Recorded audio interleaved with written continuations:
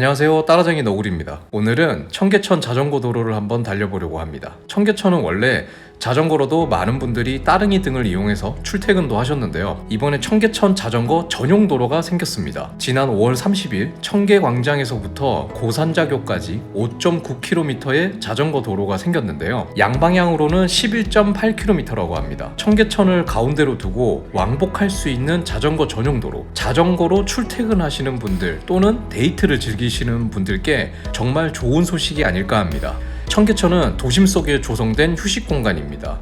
이렇게 가보시면 항상 깨끗한 물이 흐르고 밤에는 정말 많은 커플들이 이곳에서 데이트를 즐기죠. 특히나 지금처럼 더운 밤이 되면 이곳에 청계천에서 데이트를 즐기거나 산책을 하시는 분들이 정말 많습니다. 물도 깨끗한 물이 흐르기 때문에 이렇게 새들이 먹이 활동하는 모습까지 어렵지 않게 보실 수 있습니다. 이번 청계천 자전거 전용 도로의 큰 의미 중 하나는 자전거 전용 도로라는 것입니다. 생각보다 국내엔 자전거 전용 도로가 별로 없습니다.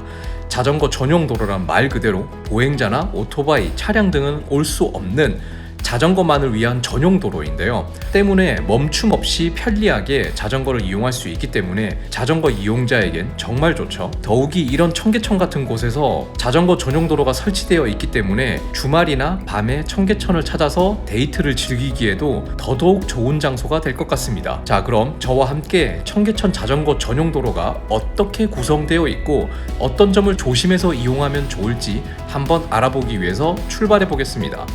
먼저 도로의 상태가 아주 깨끗하고 좋습니다. 새로 포장된 도로인 만큼 노면도 아주 고르고 특히나 도로보다 턱을 높여서 아예 차량이나 도로에 오토바이가 올라올 수 없게 해놓은 부분은 정말 좋네요. 기존에 안전봉을 세우던 방식은 오토바이가 자주 넘어오는 문제, 그리고 시간이 지나면 이 봉이 없어지거나 하는 문제가 있었는데 이렇게 아예 턱을 분리해 놓으니 그럴 일도 없겠네요. 청계천 자전거 도로는 청계천을 두고 위아래로 편도로 운행을 해야 됩니다. 도로에 보시면 친절하게 방향 표시도 되어 있는데요. 역주행을 하지 않도록 조심해 주세요. 왕복 거리가 12km 정도 되기 때문에 청계천을 한 바퀴 쭉 돌아보는 것도 좋겠네요. 자, 그리고 조심해야 되는 게 이런 교차로입니다. 이런 교차로는 차량과 함께 지나가야 되는데 자전거를 위한 전용 신호는 아직 없습니다. 거기다 차량이 비보호 좌회전을 할 수 있기에 조심해서 차량이 오는 것을 꼭 확인하고 안전하게 건너가야 합니다. 가능하면 차량을 먼저 보내고 출발을 하는 게 더 안전할 거라 생각됩니다. 그리고 혹시 좌회전을 해야 할 경우에는 차량과 같이 좌회전을 하지 마시고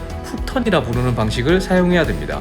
먼저 직진을 해서 길을 건넌 다음 다시 좌회전을 한 후 진행 방향으로 다시 직진을 하는 방식을 사용해야 안전하게 교차로를 건널 수 있습니다. 또한 자전거를 탄 상태에서도 좌회전이나 차선을 바꿔야 할 경우가 생길 때는 손으로 수신호를 해주는 것도 꼭 잊지 마세요. 자전거 전용 도로답게 시원하고 막힘없이 계속 달릴 수 있습니다. 날씨도 선선해서 오늘 같은 날 데이트를 하면 딱 좋겠지만 저는 할 수가 없네요. 여러분들은 꼭 애인이 생기시면 여기서 꼭 데이트를 해보세요. 물론 여자친구를 먼저 만드는 게 우선이겠지만요. 뉴스에 보면 사람들이 많이 다녀서 자전거 타기 힘들다 하던데 저는 좋은 날 와서 그런지 아니면 그 뒤로 현수막이나 안내판으로 보행자는 진입 금지라고 설치를 해서 그런지 막힘없이 천천히 달릴 수 있었습니다. 곳곳에 자전거 전용 도로라는 표지판이 많이 설치가 되어 있습니다. 때문에 보행자들이 들어오지 않는 건가 싶네요. 청계천 주변에는 먹거리와 볼거리가 많죠. 무교동 음식 문화의 거리, 종로 3가 복삼골목, 그리고 외국인 분들도 정말 많이 찾는 광장시장이 있죠. 광장시장은 정말 군것질한 것도 많고 저도 따릉이를 타고 왔다면 저기를 가보고 싶었지만 오늘은 갈 수가 없네요. 그리고 동대문 디자인 플라자도 가깝습니다. 많은 전시도 볼 수 있고요. 체험도 가능하고 특히 밤에 사진을 찍으면 정말 인생샷을